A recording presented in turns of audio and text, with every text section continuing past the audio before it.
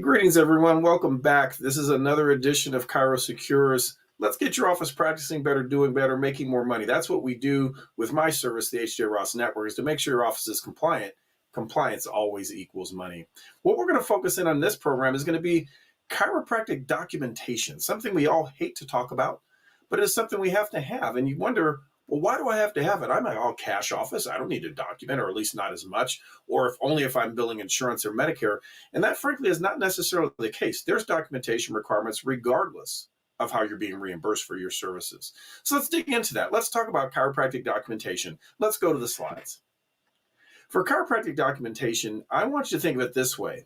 I want you to assure whatever you've done with the patient, whatever you billed them for, is within the notes. And this is where we often run into problems. We have to make sure that everything that was done appears in the notes. And you've probably heard this statement before. If it's not documented, it didn't happen. And that's very, very true. If it's not written down, it didn't occur. So we got to think we have to have things written down or documented. I won't say you have to handwrite it anymore. Most people are using electronic records. But do the services that we billed for, do the services that we assure the patient had, are they in the file? And so what we do is we have to look here. Oh, I lost my, here, there we go. Who tells us we have to do this? This is one of the things I think often people get frustrated and they think, well, no, I don't, because I don't bill insurance. Well, who says you have to do it and the why? Board of Chiropractic. The board has standards that the services that are being provided must be documented adequately within the file, whether it's going to be exam, diagnosis, the treatment you provided. It doesn't matter whether or not it's being billed to insurance. The board requires it. Well, who also requires it? In fact, I'm losing my spot here. There's going to be, of course, state and federal regulations that are going to require it as well. That's going to certainly fit. What do you mean by the state? Well, that's the board. The federal is going to be under the federal government, if you will, under standards of HIPAA, if nothing else. But realize there's city and county rules that may apply, as well as just community standards. And this does involve insurance, if you will, but also your peers, but more importantly, the patient. What if the patient comes back and says, this doctor did not perform these services, or I felt he charged me too much? How do you defend that the services you were done? It's what you've documented. So again, I want to get away from the whole insurance thing. I don't care. I want to make sure everything that we've done is in the file. What if the patient makes a complaint that something improper happened in the visit? Here's a good example. What about a patient that complains, I felt dizzy after the visit? What did you document at the end? One of the things you should be in the habit of is when you're finished with the visit, asking the patient how they feel and how they felt at the end of the visit. Because if you don't indicate it, that means the patient will say, well, I didn't feel anything, or I felt horrible. I want to know that, to document that, to make sure that if anyone comes back later and says, this patient felt dizzy, you're going to highlight, no, they did not. In fact, at the end of the visit, we inquire with the patient and document it. Now, it's not to say maybe they didn't feel it sometime later, but they cannot say it was felt there, and we documented that information. Well, you may wonder, what does the state board say? This is the Board of Chiropractic Examiners for California. And I want you to realize, I'm using California just as an example. I don't care what state you're in. You're going to find a lot of the same things here. You'll see things that talks about doing insurance fraud, unlicensed practice, sexual misconduct, all those bad things. I want to focus on really kind of the first thing. It says here, insurance fraud. Now, forget insurance. Billing for a service not rendered. Now, you may say, well, of course, Sam, I rendered the service, I charged the patient. Not if you didn't document it. If it's not documented, it didn't happen. So always think of, there's a requirement to document the services to make sure that if someone comes back and questions what was performed that day, whether it's going to be just a question of the patient or something where they're making a complaint, we're going to have information there. Here's one you can see. This is an insurance one. And of course, everyone thinks, well, I don't bill insurance. But look at what it says here. I think it's interesting. The objective of this audit was to see whether or not the doctor's records indicated what was done. It says here for 11 members dated for about a year, it says upon review, it was found that 96% of the services were coded and paid inappropriately, while 3% were paid appropriately. So in other words, 97% error rate? What happened here that we didn't have it? Well, here's what it says. It says it recommends improvement in documentation compliance, modality not identified, partially or fully cloned medical records. This is where you have to be careful. Electronic health records, of course, is what you should be using, but be careful of certain aspects of just cloning information over and over. Says the same thing. If you were telling me I did ultrasound to the right patellar tendon for 8 minutes and that were cloned, I'd say, yeah, that sounds reasonable. Now, obviously, will that change a little bit day to day? Is it always going to be exactly 8 minutes? Maybe not. But nonetheless, there could be certain aspects, but please be careful. Don't clone subjective and objective data over and over.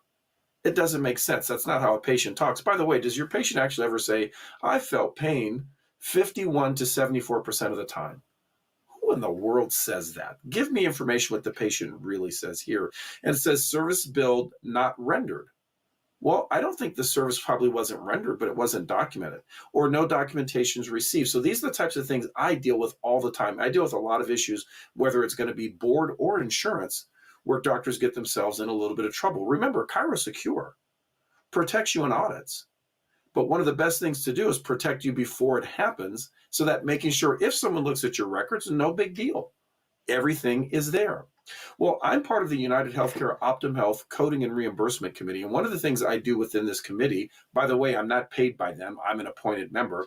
These are the things for chiropractic claims that they show that we have failure rates. Now, you'll notice illegible documentation went away in 2015, or at least a large amount of it, probably because we're using electronic records.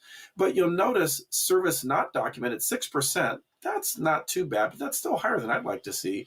But you'll notice the biggest issue that we have is there's no timed services that are documented properly, 22%. So that's a pretty large amount. So we want to make sure what things are we making sure are documented is time. Time documentation for chiropractic, particularly for time services, is a big issue. Think in yourself, did you actually document time? Did you tell me how many minutes? Or did you tell me from and to? I don't care which, by the way, just do that. That's not hard, not at all. In fact, I'm showing this for chiropractic, but take a look here. Everyone says, oh, chiropractic documentation is horrible. Well, let's see. Based on their audits, you'll notice who has the highest level? Not chiros, but PTs, 38% of the time. Chiros are at 20%. Now, I'm not proud of that. That means 3/4 of the time we're not doing a good job of making sure we've adequately documented the services provided. So let's fix that a little bit. Here's what part of the problem is. You'll see here it says, out of the 22 patients reviewed, 22 lack supporting documentation that validated the services billed. So what does this mean?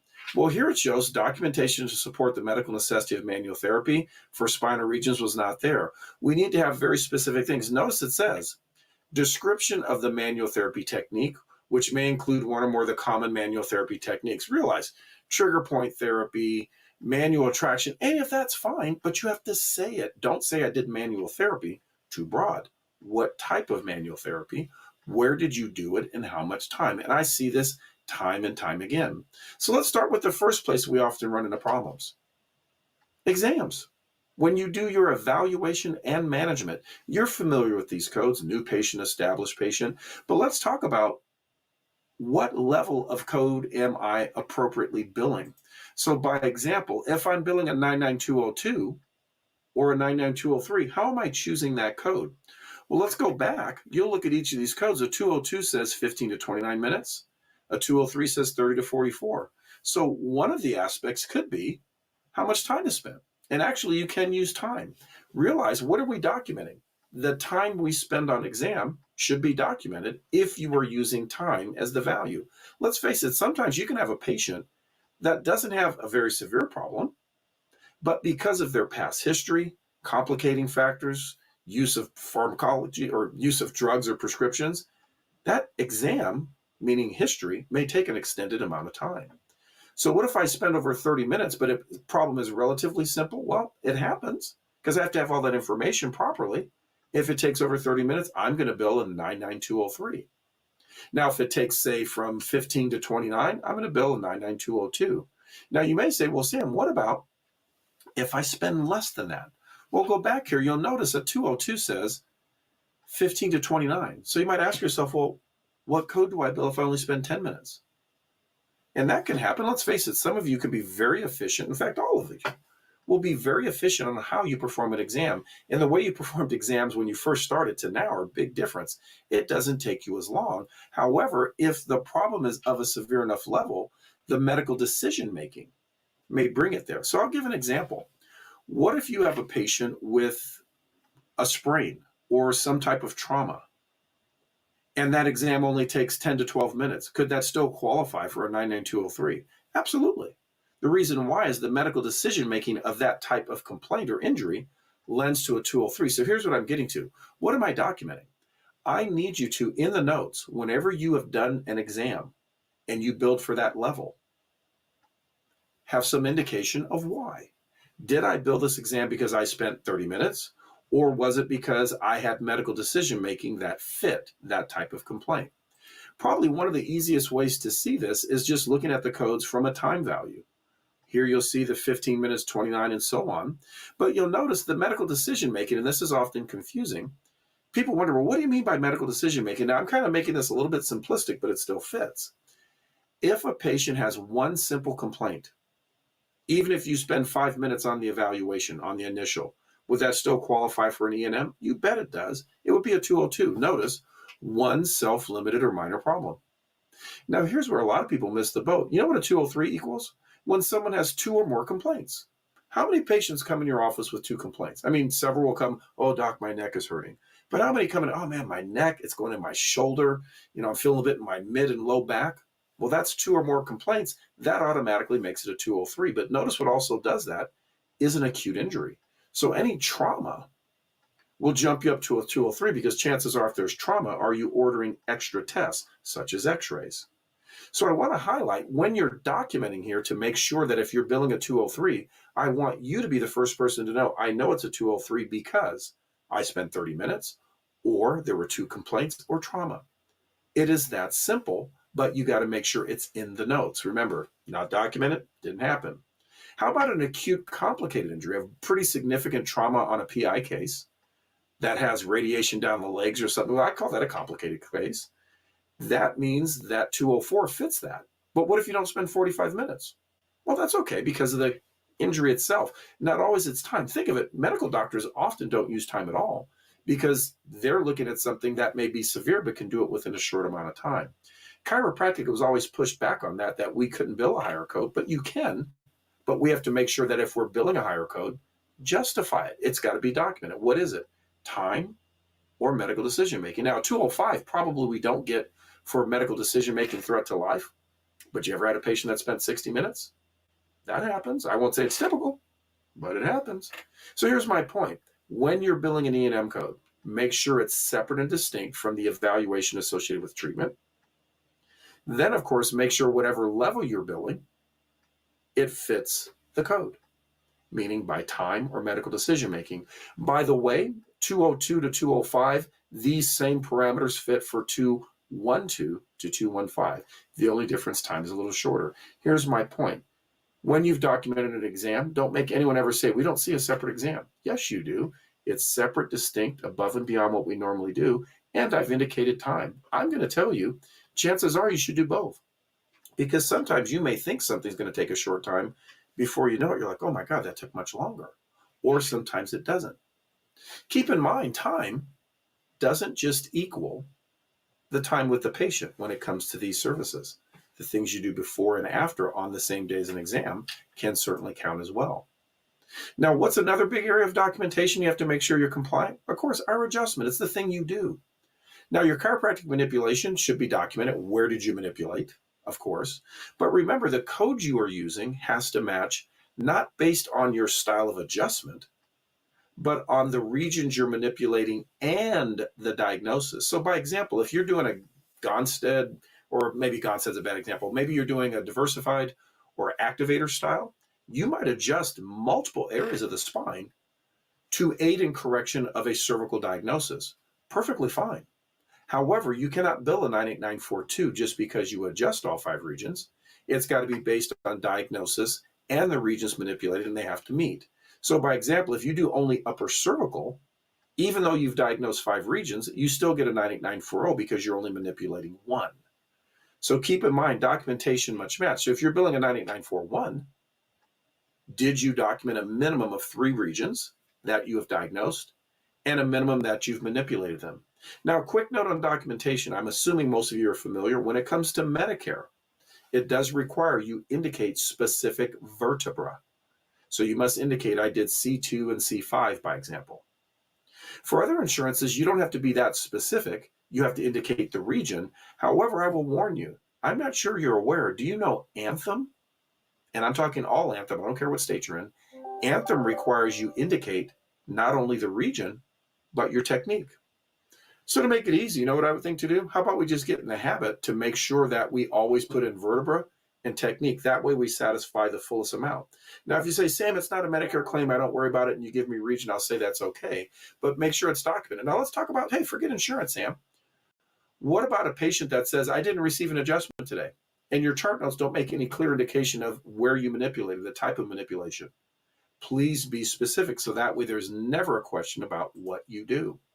And remember, keep therapies simple, but documented. Make sure, in fact, here's my golden rule. If you can read a chart note and based on that chart note could perform the service, I would say the documentation is adequate. By example, if I said I did infrared heat, would that be adequate? Well, if I told my staff to do infrared heat, what would be the question they ask? Where, doc? So when you document, you need to make sure specifically the what and the where. So here's some examples. If I'm going to do mechanical traction, let's say, indicate where you're doing the traction, what type. Are you doing it with the harness? What's the weight? In other words, make it so that when someone reads it, they can perform it. Notice infrared heat to the lumbar spine, E-stim to the traps, 4 pads at what intensity, or ultrasound. We can't just say knee. What part of the knee? The knee's a big structure. Do you mean popliteal fossa, lateral side, medial side, whatever the case may be? Indicate it and keep it simple. Golden rule. Be able to read it and perform it. What if I'm doing exercise therapy? What if I said, I did exercise for 20 minutes? Okay. What exercise did you do? Oh, we did curl-ups, 5 times 25. We did Supermans, 4 times 20. We did bird dogs, 3 times 20, and it took us 22 minutes. That would be the documentation. Don't create and make yourself upset like I have to write so much. Actually, you don't. Just make sure that when you go back to read it, you can exactly see what you did and how you did it. If you've done that, you're safe. Realize don't overcomplicate it, but also make sure that you have the simplest things there. In fact, always think Occam's razor. The answer is almost always the simplest. Can I read the note and see what's performed? Don't be caught with this. This is one of the things I deal with continuously. ChiroSecure, of course, covers you for audits. If someone audits your file, they're going to protect you. They're going to fight back. You know who they're going to use? Me. They're going to bring it to me. Hey, Sam, let's look at this. Can we defend it? Sometimes I can say, oh my God, this insurance is off their rocker, whomever's requesting it. It could be a state board. It could be a patient. Or sometimes I'll say, uh-oh. Let's not make yourself the uh-oh. Look at your notes critically and see whether or not they're there. That's what I do with the network service. If you're a member, guess what you have to do? Send me samples of your notes yearly so I can verify whether or not you're compliant. I want to correct it beforehand because if we're doing something that's not quite good, we can fix it. And that's really what we're looking for. That compliance saves you every single time. So keep in mind, that's what we do. ChiroSecure is there to help. So is HJ Ross. Go to our website. Take a look. You want to have expert help day to day, a place to always go to learn how to make sure claims get paid, how to make more money, whether it's prepaid plans or otherwise. Come and see me. Thank you, everyone. See you next time.